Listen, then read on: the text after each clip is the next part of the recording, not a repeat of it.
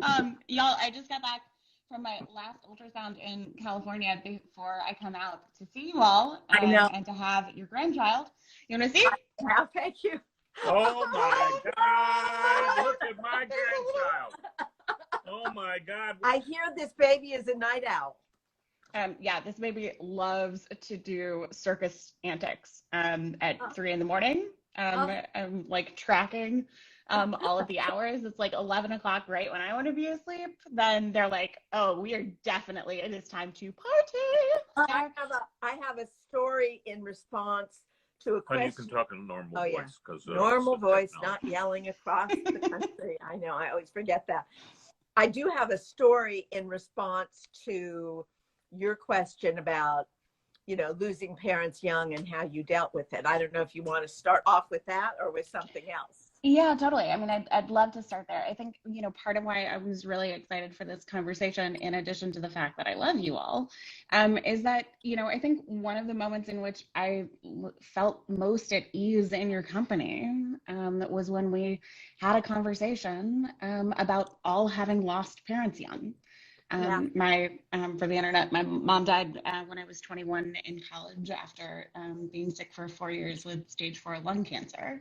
And it was this discovery that was certainly not something that I had ever talked to many partners about, let alone partners' parents, and this amazing conversation, was very emblematic of, where the dinner party had started, that suddenly in opening up a conversation that I was really good at avoiding, and had mostly been a source of suck, suddenly in certain company was so life-giving. And there was so much shared energy in there. And then suddenly that became, a door to feeling comfortable with my boyfriend's parents. I didn't totally see that one coming. So yeah, would love to hear, and I think we have spoken, and it's been really rich for me, both to relate, Catherine, in this moment, to you as you were expecting your first child without your mom, to be able to name that out loud in your company has meant a lot, and to know that that's an experience that's understood, to reflect on, Mandy, what is the experience of having lost a father at the age of 18, and how does that shape the person that I'm talking to today, has been just really meaningful. That connection has been really meaningful in my life. So yeah, let's kick off with a story. Well, it's a strange place to connect, isn't it? Right from the beginning. But what I think I was thinking about the whole concept of community, community building with both the dinner party and the people supper and workplace resilience, all about connections that people make. And one of the upsides of the awful down of losing people way too early, because it sucks to lose them anytime, but it's unbearable early, is it is a connector right away. Yeah. And one of the things I realized, years ago, whenever I would have people over for dinner, I would always have my children, my very young sons, at the dinner table. Mm-hmm. It didn't even occur to me not to. And they learned how to listen. They learned how to participate in conversation. They weren't stuck watching a video. And a friend of mine that was at some of those dinners once said to me, it wasn't always thrilling to me to always have your young children at the table. She said, but I figured that you were doing it so that they would be close with other adults in case anything happened to you. Wow. And that, honestly, Lennon, had never occurred to me, but it was absolutely true when she said that, because I didn't feel when my parents died that I had a lot of adults that I was really close to. There could have been very good friends of my parents that tried to be, and I might have been, hey, excuse me, I'm 24. I know how to be a grown-up. I don't need substitutes. Yeah. But I didn't feel that, and I always wanted there to be an extended chosen family for my kids. I just have to say, I'm glad I go to these internet, what are these called? These Instagram chats, because I've been with this lady for 43 years. I've never heard that story. Wow. Never heard that that's what a friend said, and that's amazing. I had never thought that as well. They certainly were there, but that's a pretty I think that's spot on. Yeah. And I'm thrilled it can be a new story after 43 years. Totally. We still got Haven't had a new story things for, to I learn think, about each other. yeah, well, we haven't had a new story for 37 years, 3 months, 28 Once days. every decade or every 3 decades, I think is a good start.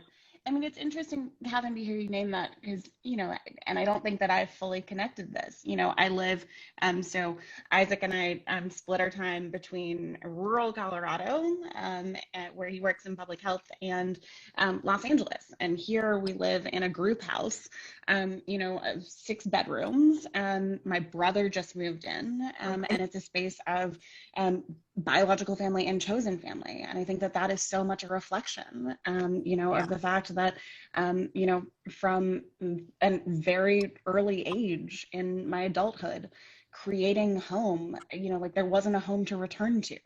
And it was only gonna, fall on me to establish that feeling, and then to realize that you can create a sense of family, with people who you're not biologically related to, came as a surprise and has been, such a life force and a security blanket, and something that, even as I had feared the, experience of isolation that attends grief, I feared a different version of that in parenting without my parent, and Right. to know, to create that like sense of village, to establish from such an early age relationships between tiny humans and other adults, and how that becomes a security blanket. Right. I've never thought about it before, but I think you're totally spot on.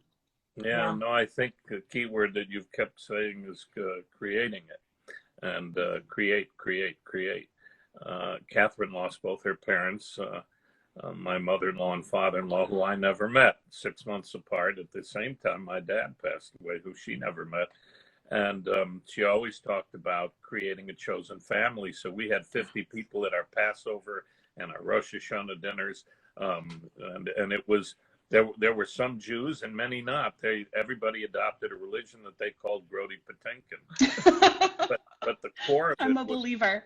but the heart of it was, and to Catherine's credit, it was chosen family that she created. And I think that creation was out of the necessity of, I still had hundreds of relatives, that were in Chicago and other parts of the world.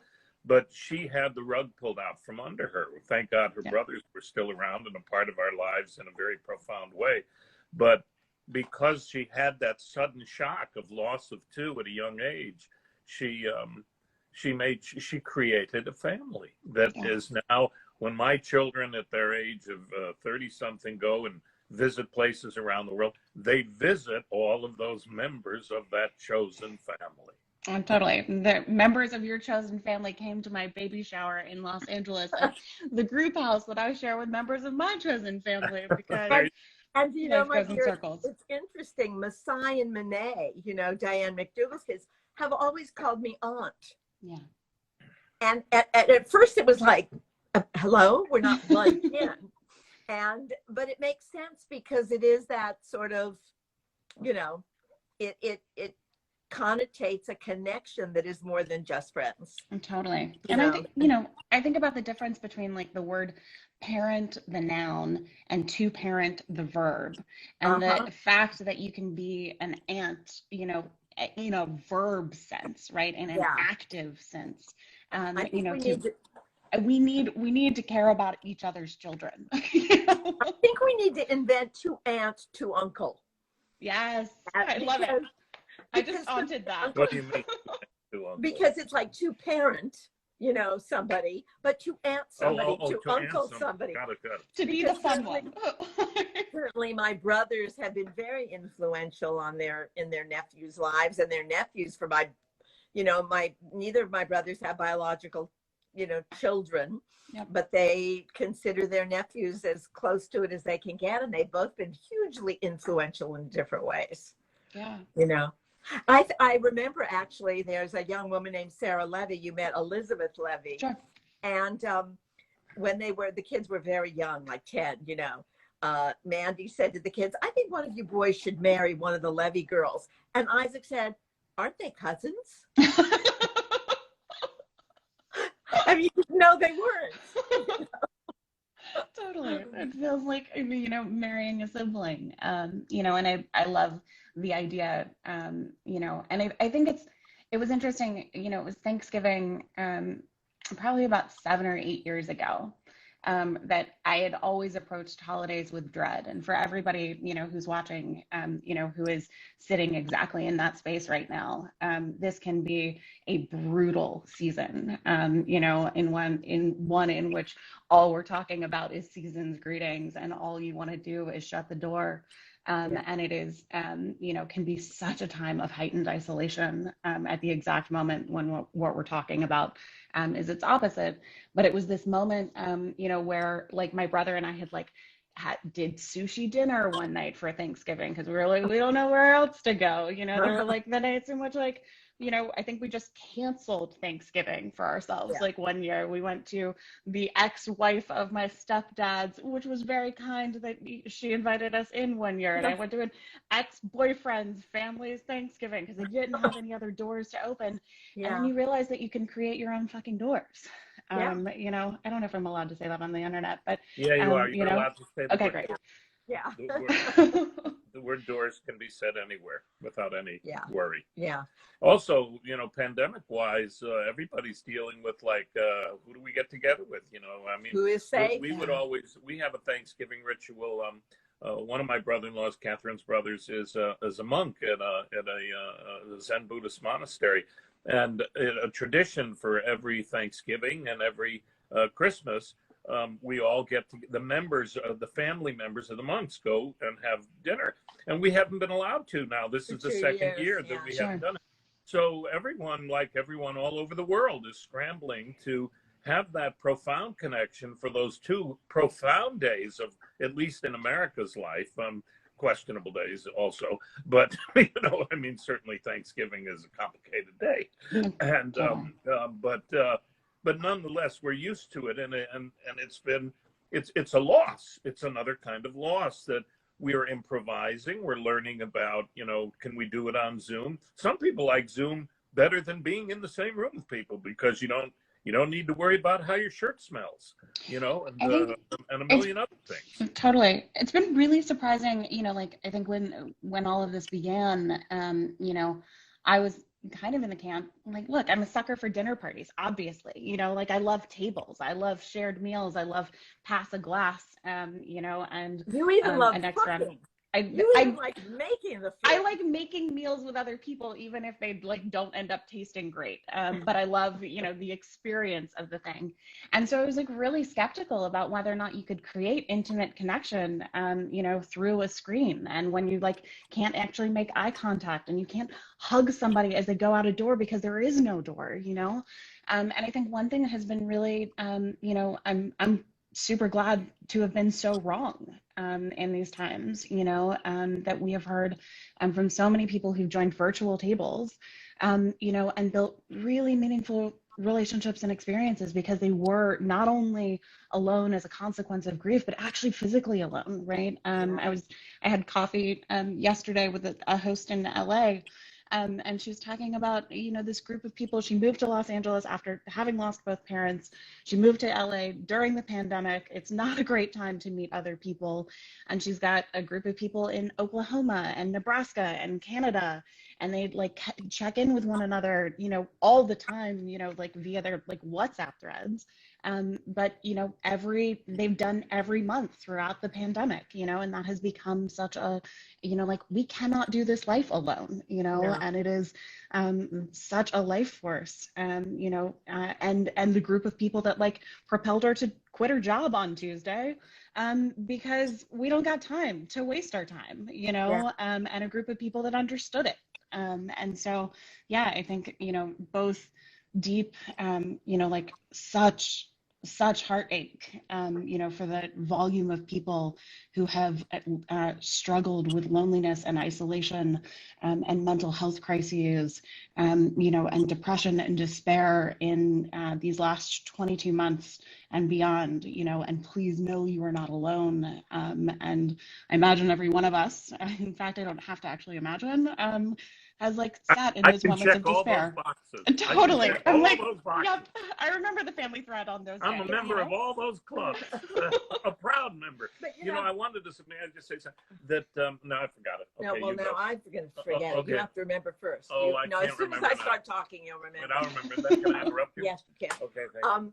You know, Oh, I remember. Okay, see, I remember you told me. I remember you told me that it was approximately, the cost of running this nonprofit organization, the dinner party, is not nothing, and I think it was $5,000 or $6,000 of just labor to create before the pandemic a table of 10 people, screening people, seeing who were both in a certain area, because they'd meet not virtually but in person. What are the best people to be together? People waiting, people who've just lost, all kinds of factors that led into it. And then I remember you said one of the interesting things about the pandemic, so there's gifts and everything, was that instead of just being in that local area, wherever that community was, now you had the virtual world to make virtual tables that people are being very loyal to from a vast array of people in different geographical zones, which was sort of a help. I wanted to also ask that I mentioned funding. Is any part of this conversation a fundraiser, or is there a way people to donate to the dinner party and the people? Well, fancy you ask. It is honestly, I don't know.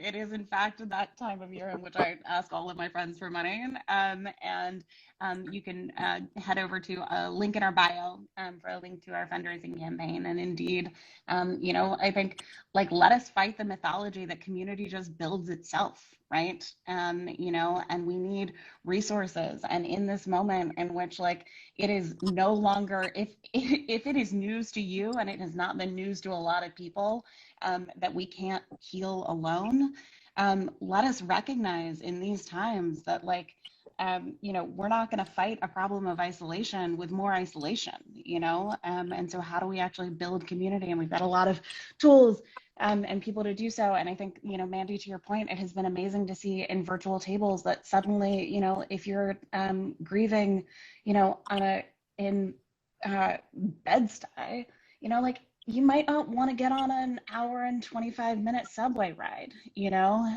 might not, if you are in the middle of rural Indiana, right? The likelihood that you are going to be able to find a table, within 30 minutes of you, in a pre-pandemic era was very little, right? If you were a person who'd experienced a homicide loss, or lost your partner to suicide at the age of 26, or carried an intersection of identities and experiences, and were longing to connect with others who shared those same stories, it was going to oftentimes be really hard to do that in a physically proximate way, right? And so I think virtual tables have been, one mechanism, that frees us of the constraints of geography, So yes, for everybody, can we have a website to give? You can go over to thedinnerparty.org, and that'll send you to a link to our fundraising campaign. Oh, hey, Aggie, our social media manager, I see you in this feed and chat. Hello, thank you. Dinnerparty.org. I also want to just mention. When is it my turn? Now. Yeah. It's always yours. Yeah. That's that old saying that, Isaac thinks, I think we overuse Lennon. It sounds better in Spanish, which I will learn someday. But the old, there is nothing so bad that good can't come from it. And certainly you would have never imagined that there would be any benefits of being forced to be in one dimension on this Zooming, but the idea of all these people from different places that would never have been able to connect with each other. And that is a gift of this.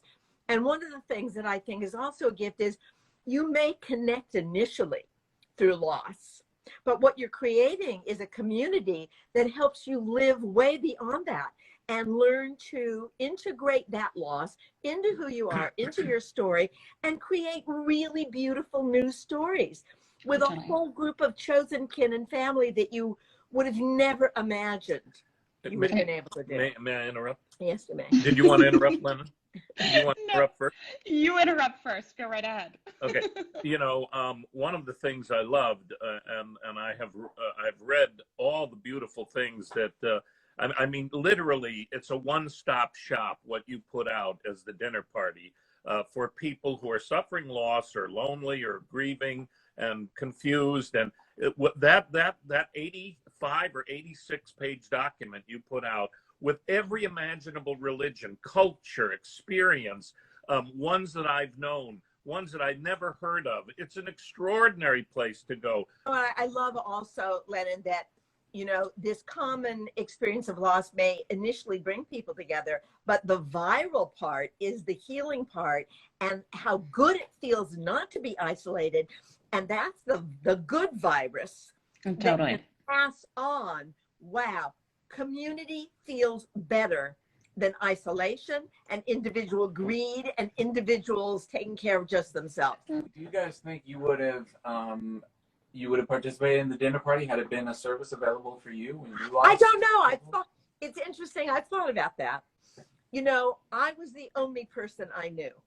Mm-hmm. And I think at that time, it made me feel, one of the ways I coped with it was it made me feel special. Mm-hmm. You know, it was interesting. I'm very special. I don't have parents, you know, and it was always kind of a, where do your parents live? Oh, they died. I mean, maybe it was my theatricality and maybe it was the way of music. But I don't know. I've often thought of that, Lennon. Would I have joined? It was such an odd thing at the time. You know, it was such a unique thing. And to me, being unique was my, you know. I would have because I was doing a play at the Public Theater, Joseph Pepys Public Theater, called about the Civil War, the one I did with Rebel Peter Women. Rebel Women by Tom Bates. And I walk across the street and I play a guy who lost his father and in the Civil War. And I walk across the street to Colonnades Cafe, where we always went to have something to eat. And a guy walks up to me. Now I'm about, just met you, so I'm 25. And a guy walks up to me and he says, can I ask you a question? He was in his 50s, you know, clearly in his 50s. And he, can I ask you a question? I said, sure. And I'm just sitting at a little table and he kind of, you know, cozies over. I just saw the play, he said. I said, oh, thanks for coming. He said, did you lose your father? And I said, yes, I did. He said, when? I said, not that long ago, just a few years ago. And then I knew that his question was asking me to ask him, did he lose his father? I could hear the question was a request. And I said, is your father alive? He asked me, is my father alive? And I said, no. When did he die? And I said, you know, it's such and such. And then I knew it was an invitation. I said, is your father alive? And he said, no. And I said, when did your father die? He said, last week. And we sat down together at this little table in this restaurant. And he said something to me at my first dinner party without even realizing I was at a dinner party. We were talking about something, and I said something about, you know, I was such a crazy kid and always like a lunatic and never listening, no patience. And I was just starting to get to the age where I was, you know, could say, how are you, Dad? How are you doing? What's going on? And calm down a little bit. And he said, can I tell you something? He said, I'm 50 something. He said, and I felt I was just getting to that age, you know, and I was 18, and he's saying I was 50 something. And he was just getting to that place where he felt he could, you know, connect with his dad. And it was such a gift, that moment, that I've lived with it my whole life. I mean, I think like there's so much resonance in that story of this woman I got coffee with last night. You know, part of what she was saying is just that we can be, you know, like she doesn't have anybody to whom she can go for advice, you know, and that's this group of people. And suddenly these stories that if you're anybody but Catherine Grody, you avoid telling. And Catherine, like a theatrical 24-year-old Catherine is like, oh, let me tell you about my life story instantly. But everybody else is like immediately conversation change. And, you know, she was talking about, you know, even with some of the people within her group that had they like met in any other circumstance, you know, and like, what do you do? And she was like, oh, I could probably think of like one interesting question about your career path. And then I would have like gone to the snack table, you know, and instead this is somebody who's become like a really dear friend of mine. And those moments, you know, where a stranger suddenly is something very different than a stranger, you know, because of the words, oh, my dad died too last week, you know, and the ability to connect across age differences, you know, because the experience at 50 is one that, like, you know, you remember who you were at 18, and that you're still in evolution, you know, with the, like, that, you know, I think that was one of the biggest surprises to me in the dinner party, was just realizing how much my own relationship with my mom has changed in the 15 years since she died, you know, and that it is, you know, like, it, while it's one directional and not in all of these crazy ways, you know, that we can continue to evolve and your relationship to grief changes, but the fact that there's a relationship there does not, you know? Yeah, I think that's really, it's funny. I was just thinking about that, Len, and one of my favorite quotes is from I Never Sang for My Father, a play, Robert Anderson, I think, who said, death ends a life, but it does not end a relationship, which struggles on in the survivor's mind, searching for some resolution. And I would say expansion. And it's a very strange thing about time, you know. I have conversations with my mom periodically, and sometimes they're funny, and sometimes I'm sharing something with her. That's wonderful. how we fell in love. We spent hours on stoops in New York after a brunch, sharing stories about our parents. We connected through our parents. That was our first date. We're sobbing about loss. For everybody who's like, oh my God, can I mention this on a first date? You could become the next Catherine Grody and Mandy Patinkin love story. Just like go there. It was literally the connective tissue of the people we couldn't introduce each other to. I also loved, when I was approaching, my mother died when she was 53, and I said to a therapist, I said, it just seems so wrong to be older than my mother. And she paused and she said, well, you might not ever be older than your mother. You might just live longer. And that was also profound for me, you know. You know, the thing that causes you such great grief ends up possibly leading you to the most profound connections to heal it. And that's the extraordinary thing about the dinner party, and also finding other people, whether it's across politics and the People's Supper, or whether it's across shared loss of any kind. You know, everybody needs a sense of belonging and of community. I don't think the People's Supper is about politics. No, okay, of belonging. Thank you. Not politics. It's about breaking bread with unlike minds and connection. It's about, you know, what are all of the problems in our lives that are born of disconnection, right? And they are innumerable. You know, I think, Mandy, you were talking earlier about, you know, the fact that each of us gets to make our own rituals, you know, and discover for yourself what is meaningful and what isn't. And that is not going to be, you know, from a recipe book or somebody else's prescription. It is only, you know, in the same way that all of our grief stories are shared stories and as unique as our fingerprints, because every relationship is different. You know, I think how we cope and where we find, you know, healing is going to look different. And I want you to talk a little bit about this practice, because I find it so beautiful and unlike anything that I've ever heard, of the daily meditation of reciting names of those who aren't here anymore because somebody remembers their name. Can you say more about that? I just started at some point, and because I can do it all for you, Daddy Joe, Irv, Hattie, Allen, Runner, and I can go through all the names. And so it started with my father, and then Joe Papp, and then every day I started adding a name of someone else who was in my life. Some were very close, some were acquaintances, some were people I had difficulties with, some were unresolved relationships. And I say these prayers, I collect a whole lot of prayers from texts, from Shakespeare, from Catherine, from friends, and I do this meditation, and they're in Hebrew and in English and all kinds of things. And then I begin to say the name of every single person. I say them before I go on stage. I say them before I go in front of a microphone, because they're my company. They're my audience. When you're on stage, all the lights are in your eyes and you're lit up, but you can't see anything. So you're looking out into a night sky, and you can put everyone you ever knew. Oh, there, turn your phone off. You can put spam, it says. You can put everyone you ever knew into that night sky. You can put everyone lost in every war and every tragedy that a nation all over time has suffered. You could put your loved ones, your family. You could put everyone. And it is just, and I've recorded it, and I've recorded it to give it to my children because I want them to know. There was I watched a YouTube video years ago of Maya Angelou speaking, and what does she call upon in moments in which she's afraid?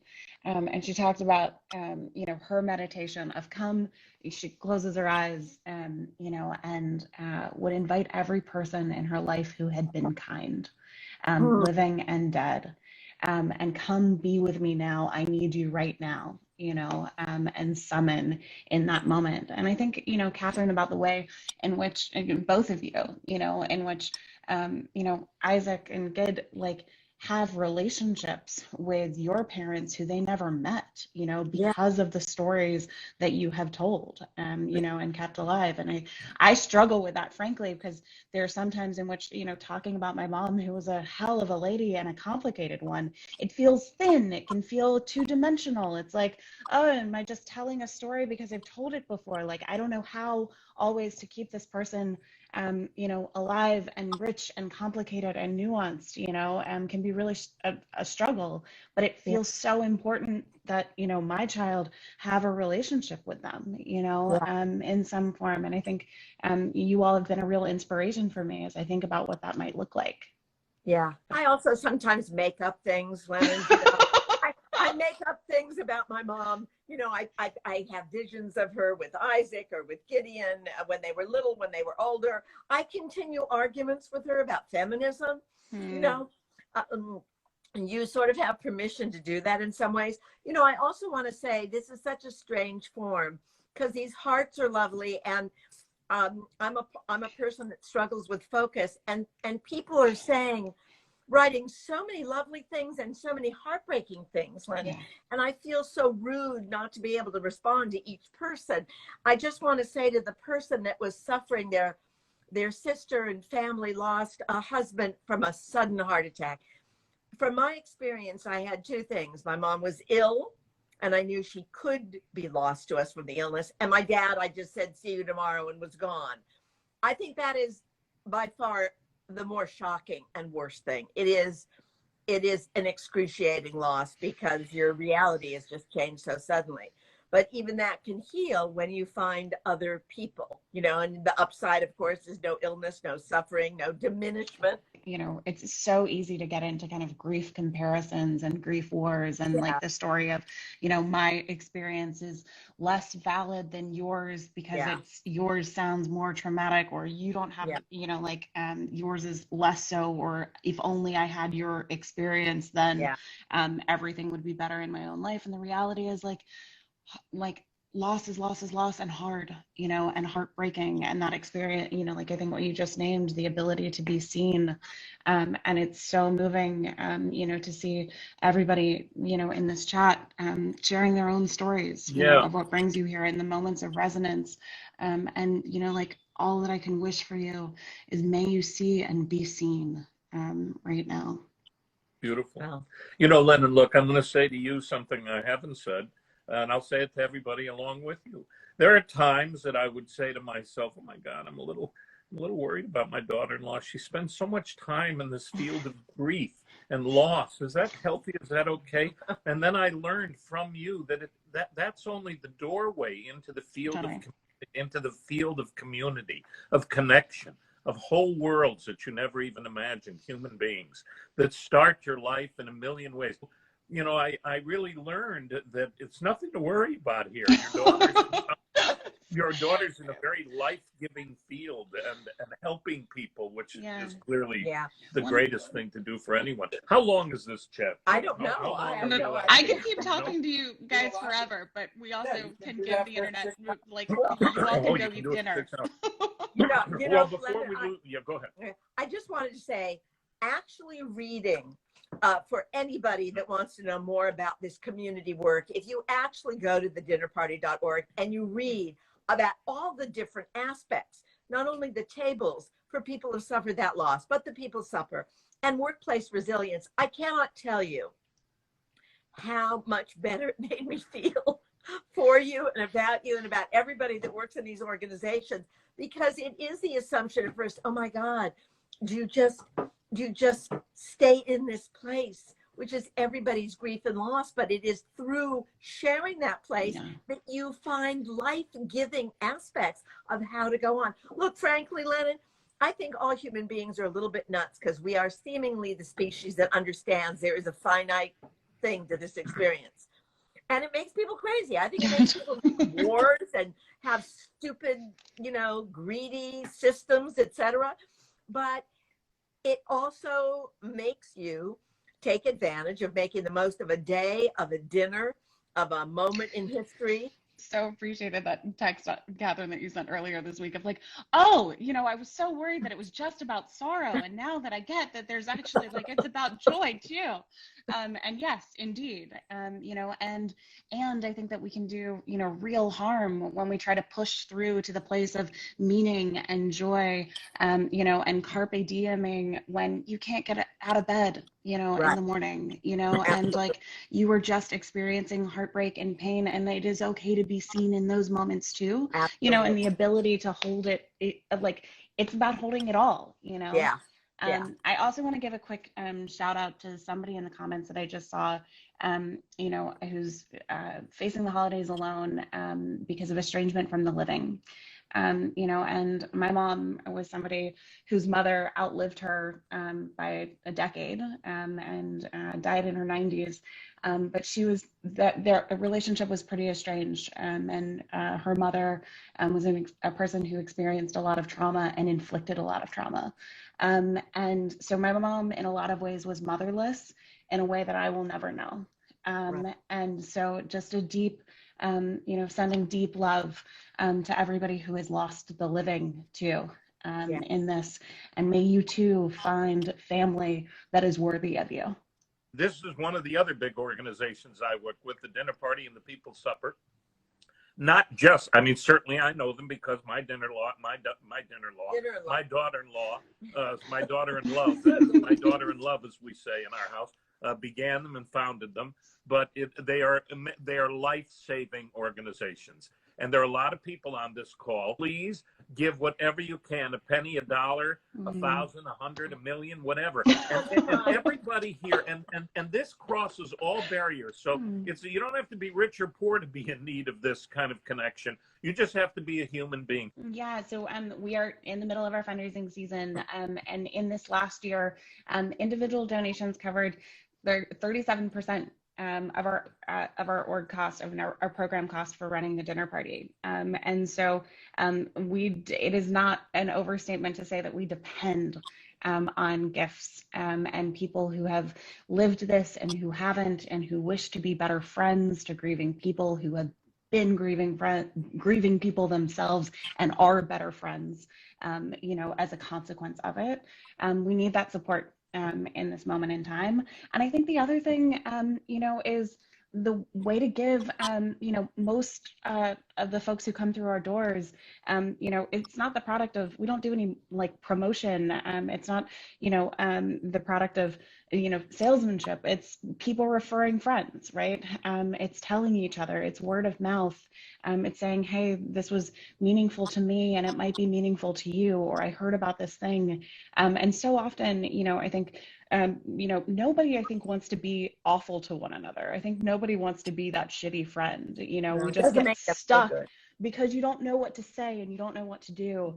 And to realize that there is nothing that you can say and nothing that you can do that will fix the unfixable. So give that one up, but you can be present, so I think the other invitation, the through thread of this conversation, is around what it is to feel seen, right? And I think about, I had a couple, maybe it's pregnancy hormones, I don't know. I had a couple of days of some serious ugly cries this week, you guys. And I am so grateful to the people who just like sat with me really quietly and let me cry, and didn't need to, share cheap advice, that I was enough and that presence was enough. So I think one way that you can be, a champion to this organization is to be good friends out there and to, eradicate the culture of silence that we have around not talking about the experiences that matter most. Shout out to every person who has shown up when they were afraid of doing it and had the courage to be honest about where you are, to every host in our community who's opened their doors, even the virtual doors, and to our incredible team. Like everything else in this life, we cannot do it alone. So thank you all. And we're going to do this again we're going to do it again on TikTok. Yeah. So feedback and other platforms. And again, I just want to close with asking people to go to dinnerparty.org, give whatever you can. Totally. Thank you all. I love you guys. We'll see you soon. We'll see you very soon. See you so soon. All the beautiful things that were said. It's very. Thank you all for all being here, everyone. This has been great. We love you. Internet. Take care of you out there. Bye, Internet. Bye, y'all.